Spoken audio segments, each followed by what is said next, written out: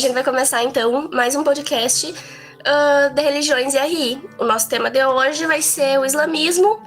Vamos falar um pouco sobre as vertentes e o estereótipo terrorista que é utilizado como um legitimador da xenofobia contra essa religião. Eu vou começar então dando uma introdução, fazendo uma revisão histórica do islamismo.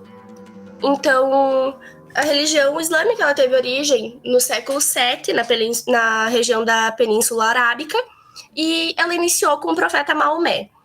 Ele recebeu revelações divinas e registrou elas no livro sagrado da religião, que é o Alcorão.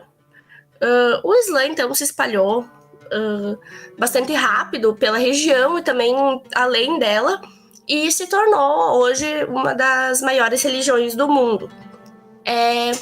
O Maomé morreu em 632 d.C. e com isso surgiu uma disputa sobre quem que deveria ser o sucessor dele como líder da comunidade muçulmana. Então, essa questão da sucessão deu início, na divisão que resultou na formação das duas principais vertentes do islamismo, que são os sunitas e os xiitas. Então, os sunitas, eles acreditam que a sucessão do Maomé deveria ser determinada por consenso entre os líderes da comunidade muçulmana. Então, eles reconhecem os primeiros 4 califas como os sucessores legítimos do Maomé, e eles constituem a maior parte dos muçulmanos e seguem uma interpretação mais tradicionalista do Islã. Por outro lado, os xiitas eles acreditam que a sucessão do Maomé devia ser hereditária e que o Ali, o primo e genro do Maomé, era o único sucessor legítimo dele. Então, os xiitas consideram o Ali e os seus descendentes como os imames, que são os líderes espirituais e políticos que lideram essa religião até hoje. Então, com autoridade para interpretar a lei islâmica e guiar a comunidade. Então, os xiitas eles são a minoria dentro do Islã e eles são mais encontrados nos países como o Irã, o Iraque e Bahrein.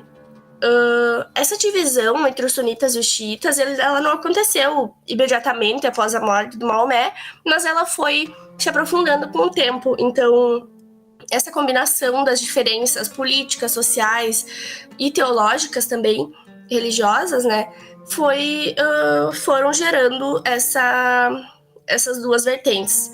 Então, os conflitos históricos entre elas resultam nessas tensões e divergências que persistem até hoje. Então, resultam disputas sobre a liderança, sobre interpretação religiosa e também sobre as práticas que essa religião realiza.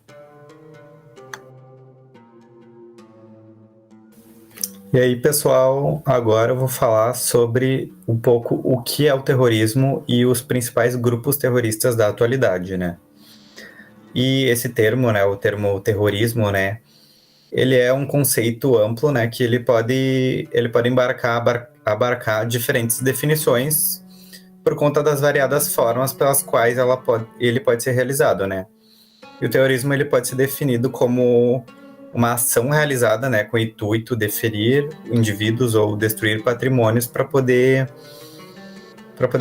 propagar o medo, na população como uma forma de defender uma causa, seja essa causa política, étnica ou religiosa.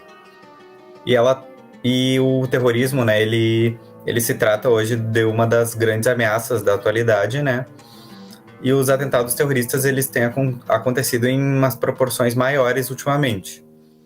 E isso criou, uma necessidade internacional, do combate ao terrorismo para poder impedir que esses novos atentados aconteçam. Um dos principais atentados terroristas que já aconteceu na história foi o do 11 de setembro de 2001, E acredito que todos conheçam esse atentado.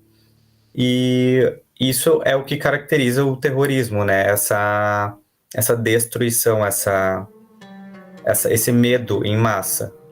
E atualmente os grupos terroristas, os principais grupos terroristas que mais repercutem no mundo é o Estado Islâmico, né, que é o EI, que é a sigla, que antes ele já foi chamado de Estado Islâmico do Iraque e também da Síria.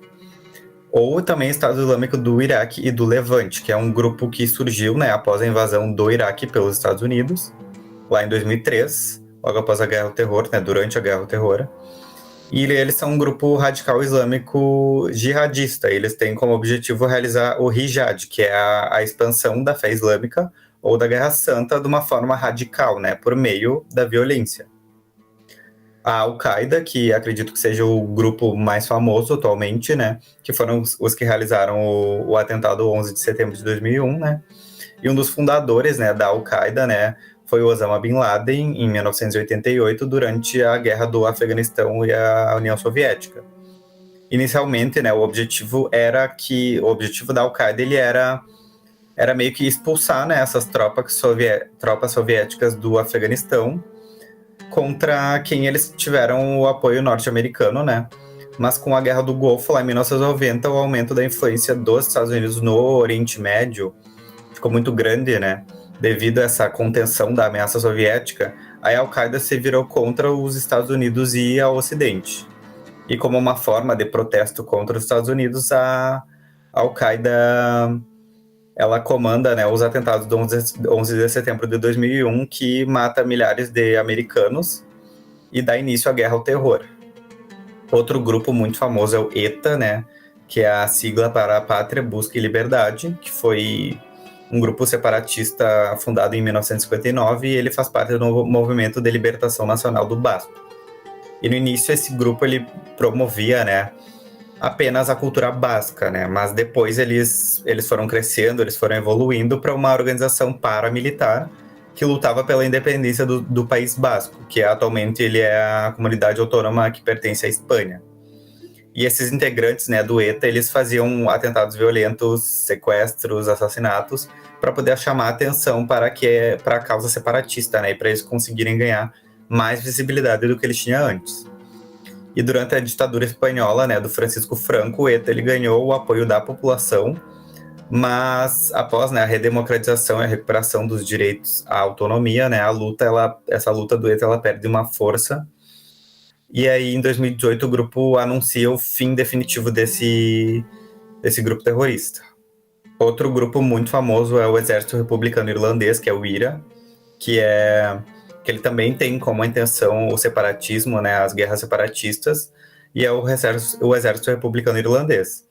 E esse grupo ele usava né, de métodos terroristas com o objetivo para poder separar a Irlanda do Norte do Reino Unido e poder reanexar essa Irlanda do Norte na Irlanda, né? Em 2005, o IRA ele anunciou o fim das suas atividades, porque para eles não tinha mais o porquê deles continuarem, porque não tinha mais como separar. Não tinha mais como unir, né, as Irlandas no caso. E diferentemente do ETA, o IRA ele também tinha a questão religiosa envolvida.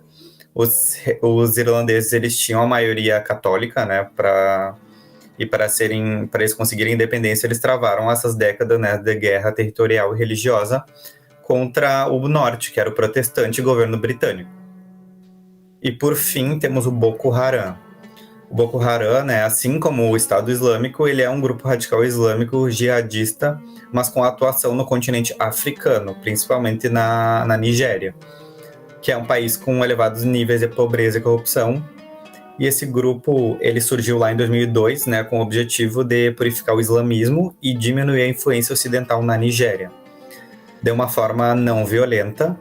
Mas com o passar dos anos, o grupo ele militarizou, né, e se aproximou do Estado Islâmico e da Al-Qaeda. E o nome, né, o Boko Haram, ele significa a educação ocidental ou não islâmica é um pecado. E entre esses ataques, né, tá a invasão de escolas, como a invasão de uma escola na cidade de Chibok, na Nigéria, e o sequestro de centenas de meninas, especial, né, em meninas. E hoje o Boko Haram ele é considerado o grupo terrorista mais mortífero do mundo, ou seja, ele é o que mais mata, ele é o mais mortal praticamente.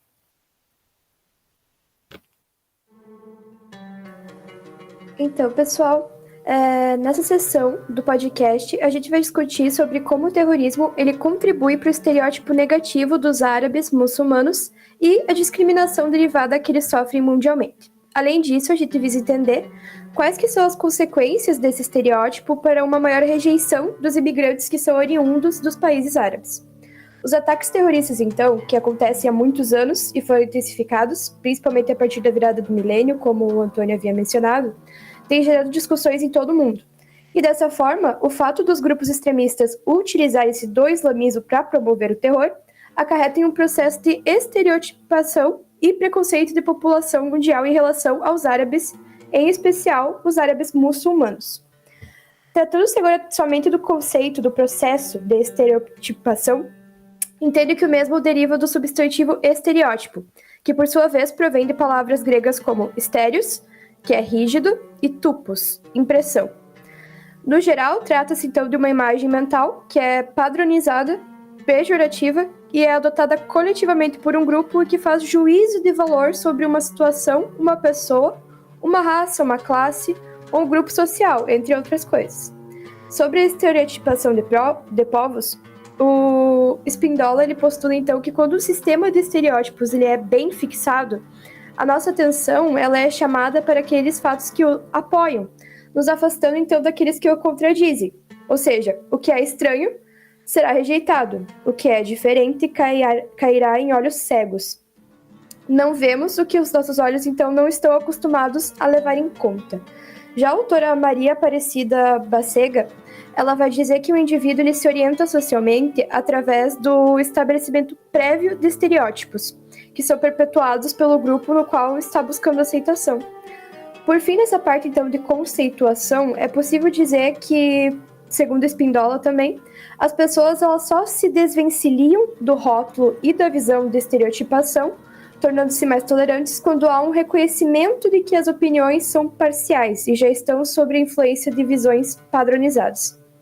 Agora, aplicando então esse conceito de estereotipação sobre os povos árabes, especialmente os muçulmanos, a gente percebe que essa estereotipação ela advém do Ocidente e devido a diversos fenômenos que geram o chamado orientalismo, que é um conceito amplamente abordado pelo Eduardo Said, que é autor do livro Orientalismo, o Oriente, como invenção do Ocidente, onde o mesmo então ele vai defender a ideia de haver uma construção do que a gente conhece hoje por orientais, e que tal construção ela foi feita a partir do Ocidente e seus impérios. O Said ele destaca que essa colonização ela era carregada de superioridade e de um senso de dever dos impérios britânico e francês de civilizar tais culturas atrasadas. Em suas visões, é claro, que além do senso de responsabilidade, havia um interesse em explorar esses territórios, seja por mão de obra ou extraindo recursos naturais. Como a gente sabe, a região do Oriente Médio ela possui uma diversidade de religiões e etnias muito grande. No entanto, vão ser os muçulmanos que representam a maioria lá. Apesar de representarem a maioria, eles são os que mais sofrem preconceitos baseados em estereótipos pelo mundo afora. E essa situação ela foi muito agravada com o 11 de setembro e outros ataques terroristas observados no mundo, levando então a um verdadeiro confronto social e reforçando uma visão generalizada desses povos, como os causadores do terror e como se eles fossem desprovidos de uma cultura. Então, por fim, a gente também achou importante destacar que a atual crise dos refugiados ela está impulsionando o aumento da exclusão social e o surgimento de neonacionalistas e xenófobos, especialmente na Europa.